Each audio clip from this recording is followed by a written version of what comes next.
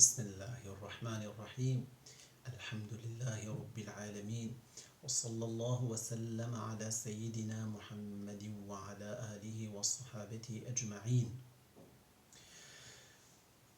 Le prophète Mohammed sallallahu alayhi wa sallam, il est le prophète, c'est le dernier des prophètes. Il est un prophète messager. Et messager, ça veut dire qu'il a eu des nouvelles lois de l'islam. Il a eu la révélation des nouvelles lois de l'islam. Et le dernier, c'était Mohammed sallallahu alayhi wa sallam. Avant lui, il y avait plusieurs.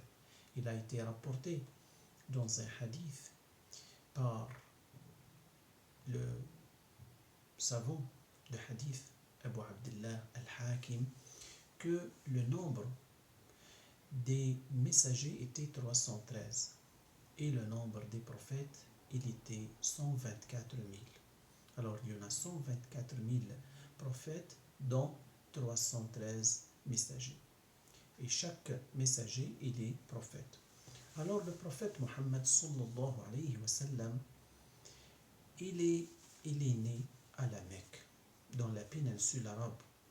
Et sa date de naissance, c'est connu par les musulmans. Il est né dans le mois de Rabi' al-Awwal, dans un jour qui est le lundi, dans l'année de l'éléphant. Les savants ont eu une divergence concernant le jour où il est né. Certains ont dit 12 et d'autres ont dit autre chose. Mais la plupart des savants ont dit qu'il est né le 12, lundi le 12 Rabi' al-Awwal, Rabi' le premier, de l'année de l'éléphant. Et l'histoire de l'éléphant, elle est connue, elle a été mentionnée dans Surat Al-Fil.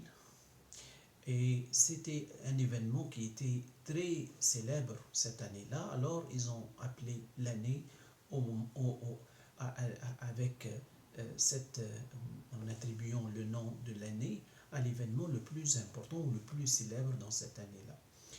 L'essentiel que notre bien-aimé prophète Mohammed sallallahu alayhi wa sallam, il a vécu à la Mecque. Il était orphelin quand il était jeune, puis il a travaillé dans il a fait il s'est occupé des biens de certains riches de Mecca et il était un berger pour avec une rémunération qui n'était pas élevée. Puis il a travaillé dans le commerce avec quelqu'un qui était à Mecca, un commerçant connu à Mecca. Puis sa gentillesse et son honnêteté a été connue. Alors quand elle a entendu une dame qui était commerçante, qui était riche, c'est la maman, la mère des croyants, c'était Sayyidah Khadija. Quand elle a entendu parler de sa honnêteté, de son courage et de son comportement d'excellence, elle lui a proposé à travers quelqu'un de travailler pour elle. Et il a accepté, le prophète alayhi salatu wassalam. Alors notre bien-aimé Mohammed sallallahu alayhi wa sallam, il a vécu à la Mecque 40 ans. 40 ans avant de devenir prophète. Mais à 40 ans, il a reçu la révélation de devenir prophète. Il était sur la montagne de An-Nour. En haut de la montagne de An-Nour, il y en a une grotte qui jusqu'à maintenant, c'est dans les banlieues de Mecca, à peu près à 4-5 km de la mosquée de Al-Haram, la mosquée là où il y en a Al-Kaaba. Sur cette montagne-là, il y a une grotte qui s'appelle la grotte dans la montagne de An-Nour, la grotte de Hira. Lui, il se retirait des gens de temps en temps et il fait des réflexions. Il réfléchit au sujet des gens qui sont idolâtres, qui adoraient des statues devant lui autour de Al-Kaaba. Il y avait 360 statues au nombre des tribus arabes. Et le prophète alayhi salatu wassalam, Allah l'a préservé d'adorer les statues. Allah il l'a préservé d'être idolâtre comme les gens de son époque.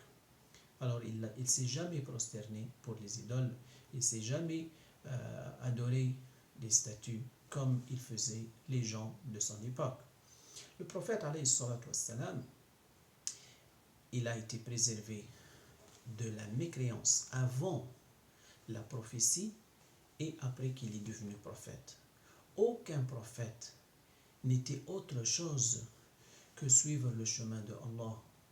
Tous les prophètes étaient préservés de la mécréance avant la prophétie et après qu'ils sont devenus prophètes. Aucun prophète n'a douté de Allah. Aucun prophète n'a douté au sujet de son existence ou au sujet de l'existence de Allah subhanahu wa ta'ala. Alors le prophète, il n'a pas fait exception. Alors le prophète, il est comme tous ses frères prophètes qui l'ont précédé, il n'a adoré que Allah subhanahu wa ta'ala. Wa subhanallahi walhamdulillah.